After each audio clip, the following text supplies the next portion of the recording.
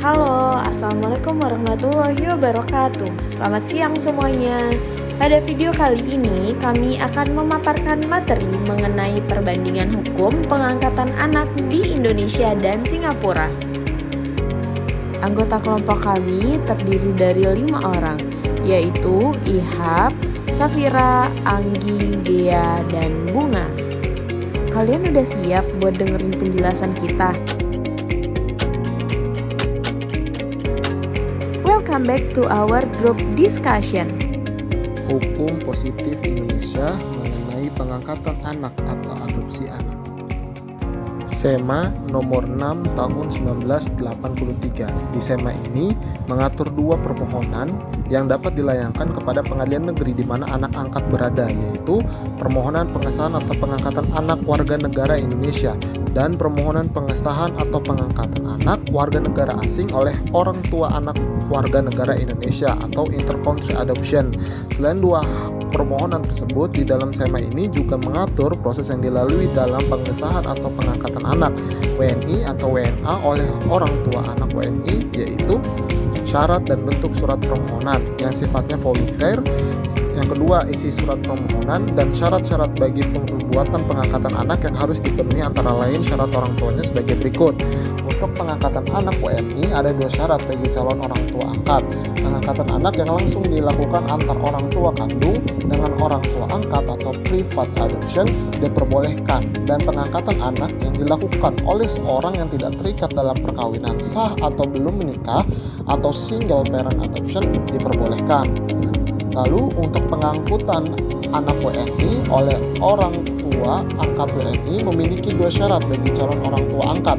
Pengangkatan anak WNA harus dilakukan melalui suatu yayasan sosial yang memiliki izin dari Departemen Sosial bahwa yayasan tersebut telah diizinkan bergerak di bidang kegiatan pengangkatan anak, sehingga pengangkatan anak WNA yang langsung dilakukan antar orang tua kandung WNA dengan calon orang tua WNI atau private adoption tidak diperbolehkan, dan pengangkatan anak WNA oleh seorang WNI yang tidak terikat dalam perkawinan yang sah atau belum menikah atau single parent adoption tidak diperbolehkan. Yang selanjutnya ada Permensos nomor 110 tahun 2009. Di dalam pasal 1 angka 2 menyebutkan pengangkatan anak adalah suatu perbuatan hukum yang mengalihkan seorang anak dari lingkungan kekuasaan orang tua, wali yang sah, atau orang lain yang bertanggung jawab atas perawatan, pendidikan, dan membesarkan anak tersebut ke dalam lingkungan keluarga orang tua angkat. Selain definisi tersebut, terdapat syarat dalam pengangkatan anak. Untuk persyaratan anak adopsi telah diatur di dalam pasal 4 dengan isi sebagai berikut.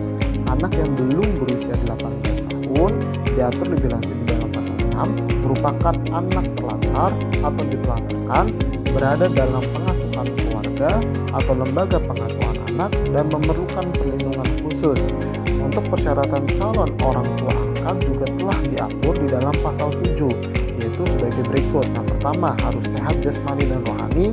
Yang kedua, berumur paling rendah 30 tahun dan paling tinggi 55 tahun, beragama sama dengan agama calon anak angkat atau adopsi, berkelakuan baik, berstatus menikah secara sah minimal 5 tahun, tidak merupakan pasangan sejenis, tidak mempunyai anak atau memiliki 1 orang anak saja, mampu dalam ekonomi dan sosial, memperoleh persetujuan anak dan orang tua atau wali anak, membuat pernyataan tertulis pengangkatan anak demi kepentingan anak tersebut, adanya laporan sosial dari pekerja sosial setempat, telah mengasuh calon anak angkat paling singkat 6 bulan sejak izin pengasuhannya.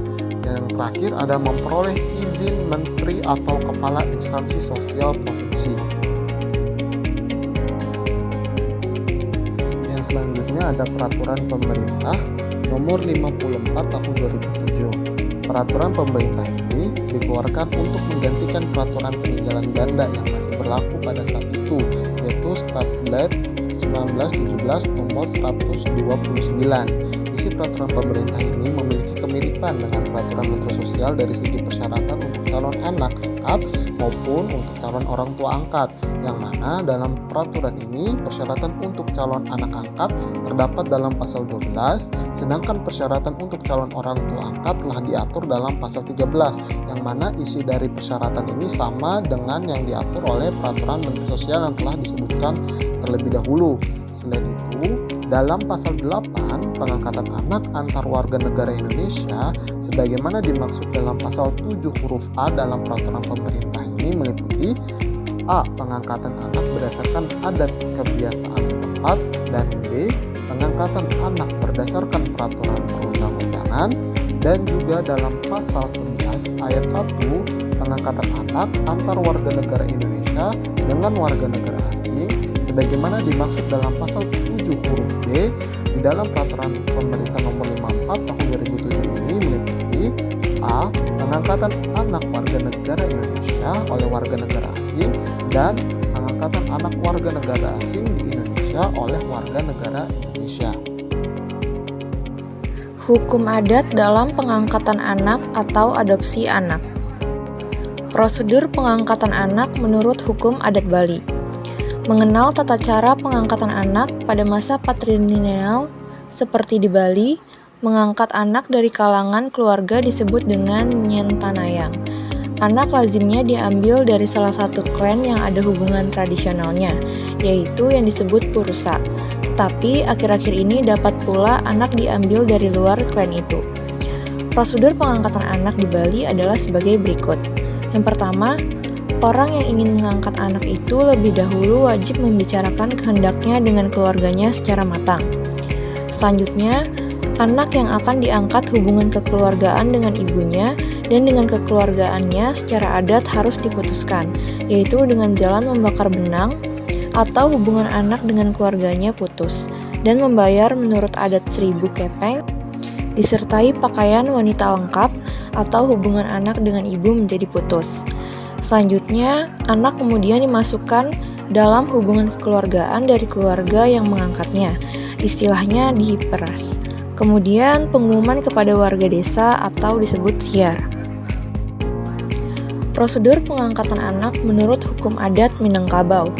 Pada masyarakat matrilineal, dalam hal pengangkatan anak jarang sekali terjadi karena pada masyarakat matrilineal yang mengikuti garis ibu, seperti di Minangkabau pada prinsipnya tidak dikenal pengangkatan anak, karena masyarakat mayoritasnya beragama Islam, dan di dalam hukum Islam hanya dapat dibenarkan apabila memenuhi ketentuan-ketentuan sebagai berikut.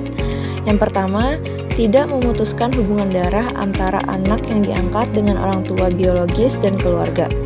Yang kedua, anak angkat tidak berkedudukan sebagai pewaris dari orang tua angkatnya, melainkan tetap sebagai pewaris dari orang tua kandungnya. Demikian juga orang tua angkatnya tidak berkedudukan sebagai pewaris dari anak angkat. Yang ketiga, anak angkat tidak boleh mempergunakan nama orang tua angkatnya secara langsung, kecuali sekedar sebagai tanda pengenal atau alamat. Yang terakhir, orang tua angkat tidak dapat bertindak sebagai wali terhadap anak angkatnya. Sehingga di dalam masyarakat matrilineal seperti di Minangkabau, harta kekayaan yang diperoleh suami tidak diwariskan kepada anak-anaknya, karena anak bukan ahli waris dari ayahnya, tetapi berhak mewarisi dari harta kekayaan ibunya atau keluarga ibunya. Pengangkatan anak atau adopsi anak menurut kompilasi hukum Islam. Pada dasarnya, kompilasi hukum Islam atau KHI tidak mengatur mengenai pengangkatan anak oleh orang tua tunggal. Kompilasi hukum Islam hanya menerangkan terkait hak waris anak angkat. Menurut hukum Islam, yang dimaksud anak angkat adalah anak yang dalam hal ini pemeliharaan untuk hidupnya sehari-hari, biaya pendidikan dan sebagainya beralih tanggung jawabnya dari orang tua asal kepada orang tua angkatnya berdasarkan putusan pengadilan. Hal ini tertuang dalam pasal 171 huruf A kompilasi hukum Islam. Dalam kalangan Majelis Ulama Indonesia atau MUI sejak lama sudah memfatwakan tentang adopsi. Fatwa itu menjadi salah satu hasil rapat kerja nasional MUI yang berlangsung pada Maret 1984. Pada salah satu butir pertimbangannya, para ulama memandang bahwa Islam mengakui keturunan atau nasab yang sah, yaitu anak-anak yang lahir dari perkawinan atau pernikahan. Hanya saja, MUI mengingatkan ketika mengangkat atau adopsi anak, jangan sampai anak putus hubungan keturunan nasab dengan ayah dan ibu kandungnya, sebab hal ini bertentangan dengan syariat Islam, banyak dalil yang mendasarinya. adopsi di Singapura. Pengangkatan anak di Singapura pada dasarnya telah memiliki perundang-undangan sejak tahun 1939, yaitu Ordinance 18 of 1939. Pada saat ini, pengaturan pengangkatan anak berpedoman pada Adoption of Children Act berdasarkan bab 4 Primary Legislation. Proses pengangkatan anak di Singapura telah difasilitasi dengan electronic filing system, yaitu menggunakan jaringan internet dengan menggunakan form-form baku. Permohonan pengangkatan anak beserta lampiran-lampirannya diajukan melalui electronic filing ke pengadilan. Proses pengangkatan anak di Singapura juga melibatkan Departemen Sosialnya atau Department of Social Welfare untuk kepentingan anak, terutama sebagai Guardian in Adoption atau GAA. Sesuai dengan pasal 10 huruf 3 tersebut bahwa pengadilan akan menunjuk seseorang atau badan untuk bertindak sebagai GAA untuk mewakili kepentingan terbaik dari anak tersebut pada saat pemeriksaan permohonan pengangkatan anak tersebut. Selanjutnya ada terkait persyaratan adopsi anak di Singapura. Yang pertama terkait usia anak, yang mana anak yang akan diadopsi harus berusia di bawah 21 tahun. Hal ini sesuai dengan bagian 3 ayat 2 dari Adoption of Children Act Singapura. Dan yang kedua ada status tempat tinggal. Status seseorang yang akan mengadopsi anak di Singapura haruslah bertempat tinggal di Singapura, yaitu warga Singapura atau penduduk tetap, atau punya pekerjaan tetap, tanggungan tetap yang dianggap oleh pengadilan keluarga atau family court di Singapura itu layak untuk mengadopsi anak. Hal ini sesuai dengan pasal 4 ayat 6 dari Adoption of Children Act Singapura. Yang ketiga terkait dengan usia calon orang tua. Seseorang atau pasangan yang akan mengadopsi anak harus berusia minimal 25 tahun dan setidaknya 21 tahun lebih tua dari anak yang akan diadopsi. Hal ini sesuai dengan pasal 4 ayat 2 huruf A, 1 dan 2 dari Adoption of Children Act Singapura. Persyaratan selanjutnya yaitu mengenai usia maksimum perbedaan, yang mana dalam hal ini usia antara sang anak dengan calon orang tua angkat baik suami atau istri yang akan mengadopsi anak tidak boleh lebih dari 50 tahun lebih tua dari sang anak. Selanjutnya yang terakhir mengenai status pernikahan.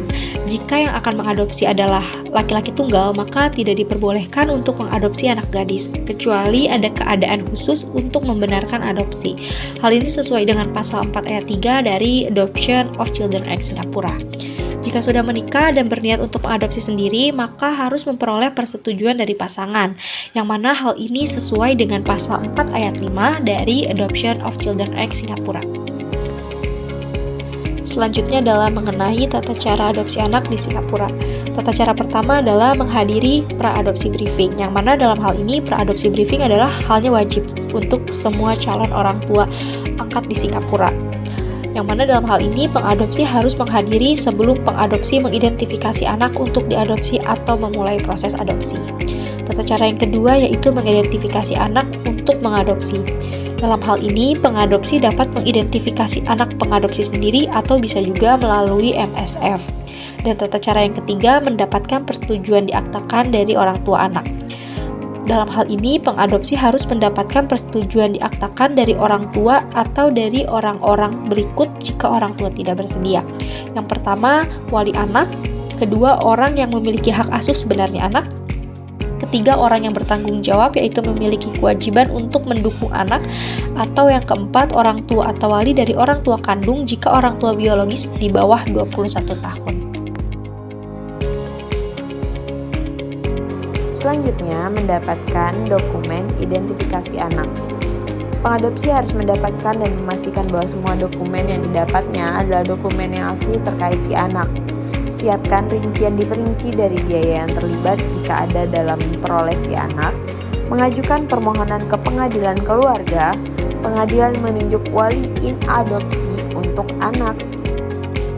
Menghadiri wawancara dengan MSF. Terapkan untuk tanggal sidang, mendengar kasus, pendaftaran atau return anak setelah sidang pengadilan keluarga. Jika pengadilan keluarga hibah adopsi order, pengadilan keluarga akan menginformasikan pendaftaran kelahiran dan kematian, imigrasi dan otoritas pemeriksaan untuk penerbitan akta kelahiran bagi anak.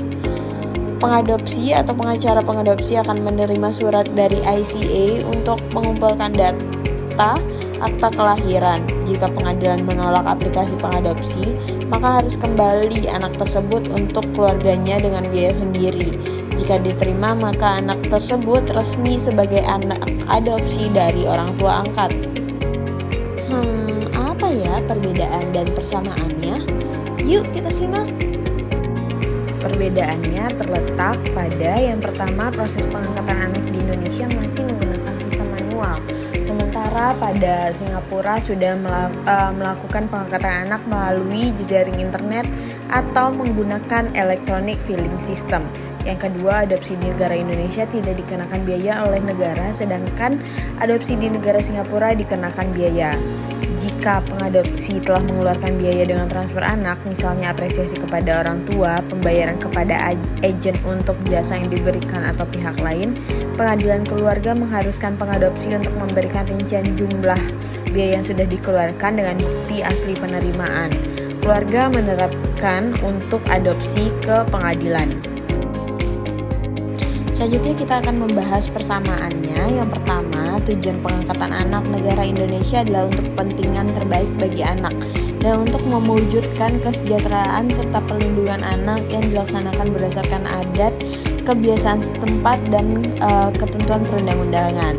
Permensos nomor 110/HUK/2009, sedangkan tujuan pengangkatan anak di negara Singapura juga semata-mata untuk kepentingan dan kesejahteraan si anak sebagaimana dicantumkan pada pasal 5 huruf B Act.